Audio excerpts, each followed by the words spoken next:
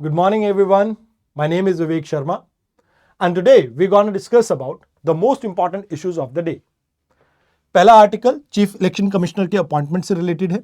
दूसरा article DDoS attack से related है, जो कि कावेरी 2.0 एक लैंड रजिस्ट्रेशन प्लेटफॉर्म है जिसके ऊपर कंडक्ट किया गया है। एंड लास्ट आर्टिकल में हम बात करेंगे अरावली सफारी प्रोजेक्ट के बारे में।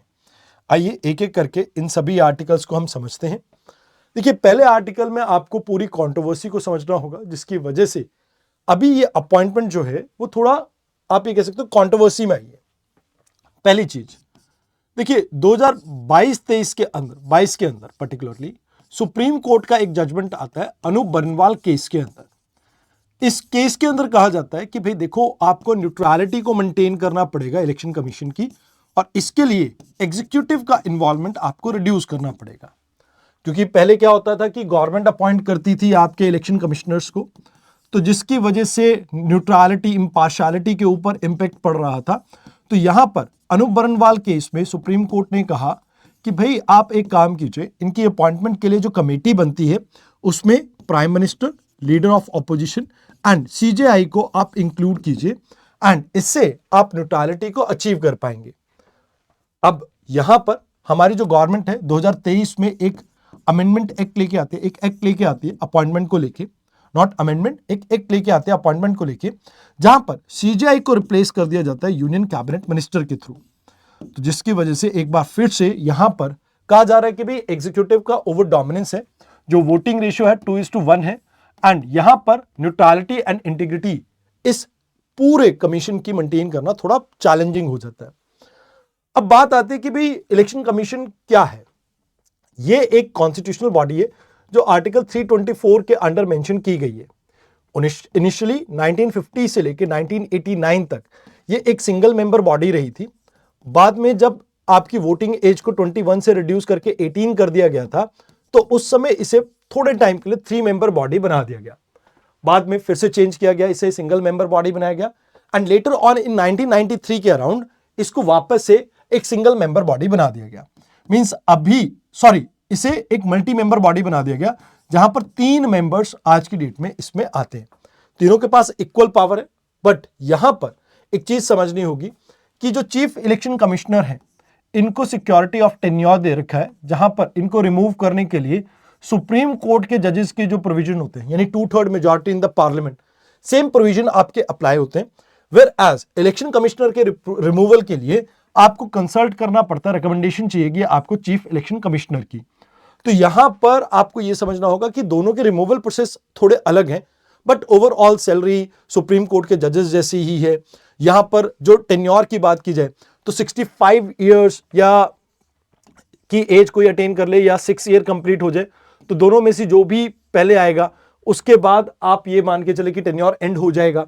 अपॉइंटमेंट प्रेसिडेंट करते हैं आपके, एंड इनको पावर दी गई है कि ये कंडक्ट करते हैं election for the Lok Sabha, Rajya Sabha, even आपके वाइस प्रेसिडेंट, प्रेसिडेंट के इलेक्शन ये कंडक्ट करते हैं, and even state legislative assembly के भी इलेक्शन यही कंडक्ट करते हैं आपके।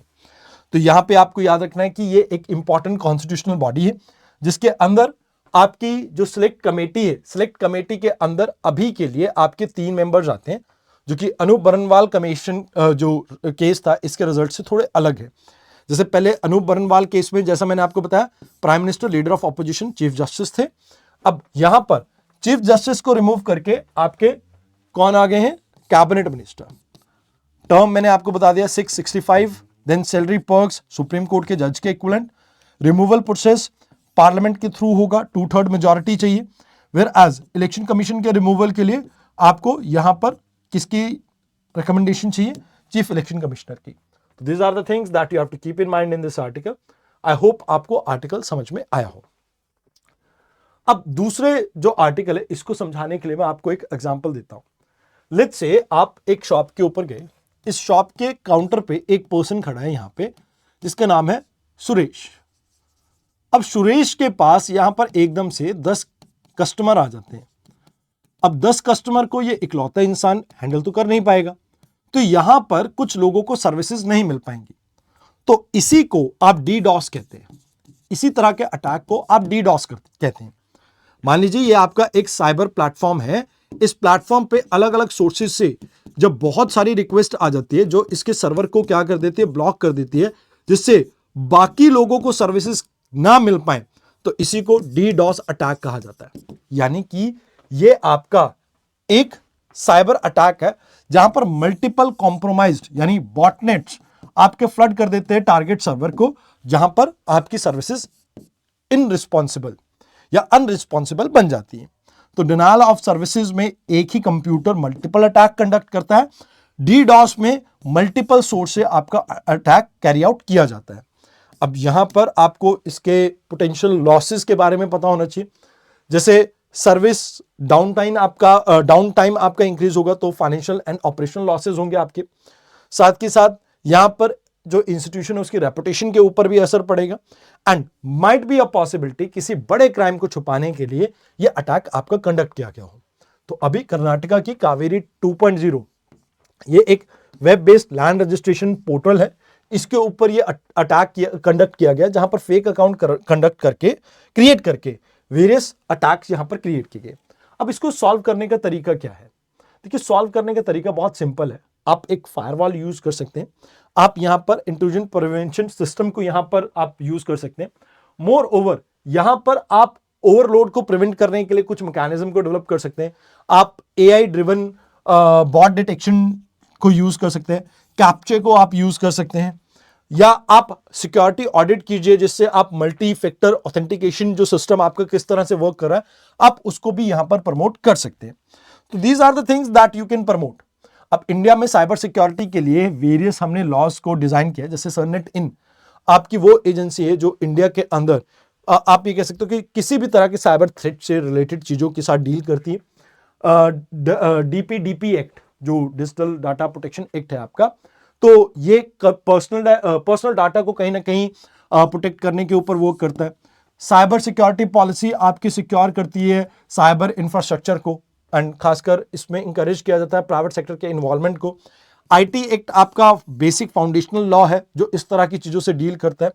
एंड हमने साइबर सुरक्षित भारत ये एक आप कह सकते हो कि स्कीम को लॉन्च किया था, पोर्टल को लॉन्च किया था, जहां पर हम कोशिश ये कर रहे हैं कि जो ऑफिशियल्स हैं इनके अंदर साइबर सिक्योरिटी से रिलेटेड अवेयरनेस को हम प्रमोट कर सके। तो these are the things that you have to keep in mind in this article.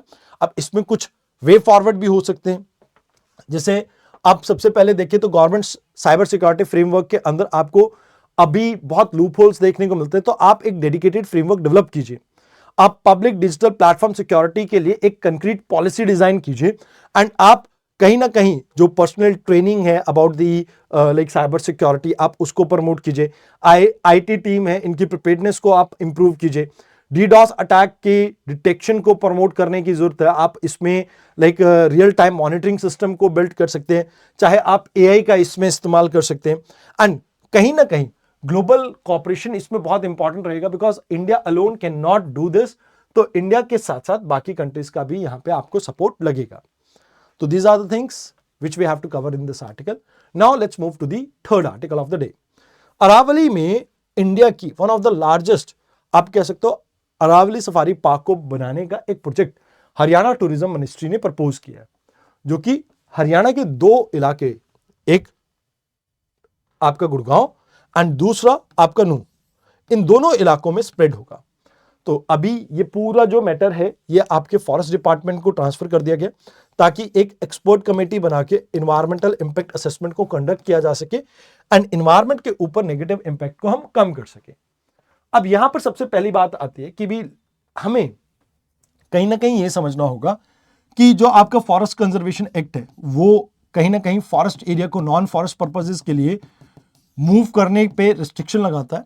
And even आप इस एरिया की बात करें तो इस एरिया में ऑलरेडी आपका फॉरेस्ट कवर कम है, तो इस ऑलरेडी एक फ्रजाइल इकोसिस्टम को आप यहां पर प्रोटेक्ट करना चाहते हैं, तो जिसकी वजह से आपको जो आपका फोकस टूरिज्म है इसको कई लोग यहां पर क्या कह रहे हैं, अपोज कर रहे हैं। मतलब आपका फोकस टोटली किसके ऊपर है, टूरिज्म के ऊपर है। तो वी वांट कि भाई यहां पर आप अपने जो फॉरेस्ट कवर है उसको इंप्रूव कीजिए। एंड ऑलरेडी ये एक फ्रजाइल एरिया है जिसकी वजह से वाइल्ड लाइफ हैबिटेट के ऊपर डिसरप्शन हो सकती है, इंपैक्ट पड़ सकता है। तो यहां पर ना केवल आपका ओवर एक्सप्लॉयटेशन के चांसेस हैं, आपका एक्वाफायर इंपैक्ट होगा, वाइल्ड लाइफ इंपैक्ट होगी, हैबिटेट फ्रेगमेंटेशन होगा, जिसकी वजह से ऑलरेडी पहले से ही फ्रजाइल इस एरिया के ऊपर बहुत ज्यादा नेगेटिव इंपैक्ट आ सकता है आपका। अब यहां पे हमें यह भी समझना होगा कि इंडिया के अंदर कुछ लॉज एग्जिस्ट करते हैं, जैसे Punjab land and preservation act 1900, ये रिस्ट्रिक्ट करता है लैंड यूज चेंज को हिली एरियाज में। फिर फॉरेस्ट कंजर्वेशन एक्ट डिफॉरेस्टेशन को प्रिवेंट करने के लिए एंड कमर्शियल एक्टिविटीज को रिस्ट्रिक्ट करने के लिए कि इनका फॉरेस्ट के ऊपर नेगेटिव असर कम पड़े। टीएन गोदावरम केस के अंदर 1996 के अंदर हम फॉरेस्ट को प्रोटेक्ट करने की बात करते हैं एंड इसमें अरावली भी आपका इंक्लूडेड था। इवन नेशनल कैपिटल रीजन जो प्लान 2021 है, इसमें अरावली को नेचुरल कंजर्वेशन जोन के अंदर रखा गया है। तो कहीं ना कहीं आप ये मान के चलो कि इस एरिया को प्रोटेक्ट करने में गवर्नमेंट इंटरेस्टेड है, बट अभी जो टूरिज्म को प्रमोट करने की बात की जा रही है, इससे नेगेटिव इंपैक्ट पड़ सकता है इस पूरे इलाके में। तो हमें इको सेंसिटिव टूरिज्म को प्रमोट करने की जरूरत है, जहां पर आपको यह समझना होगा कि टूरिज्म का कम से कम इंपैक्ट हो आपके लाइक इकोसिस्टम के ऊपर, उसे प्रमोट करने की जरूरत है। देन रिफॉरेस्टेशन प्रोग्राम को प्रमोट कीजिए, जिससे लार्ज स्केल एफॉरेस्टेशन एक्टिविटी में कम्युनिटी को भी आप साथ लेके चलें। आपको प्रोटेक्टेड एरिया डेजिग्नेशन प्रोग्राम एक लेके आना पड़ेगा। आप इसके अंदर इस एरिया को चाहे नेशनल पार्क या वाइल्ड लाइफ सेंचुरी डिक्लेयर कीजिए, ताकि प्रॉपर प्रोटेक्शन मिल सके इस एरिया को।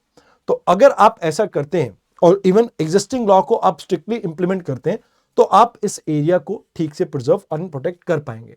तो these are the things that you have to keep in mind in this article. I hope आपको सभी आर्टिकल अच्छे से समझ में आए हो। आज के डिस्कशन में इतना ही था। तो मैं विवेक शर्मा आपसे विदा चाहूंगा। कल मिलते हैं एक नई डिस्कशन के साथ। धन्यवाद।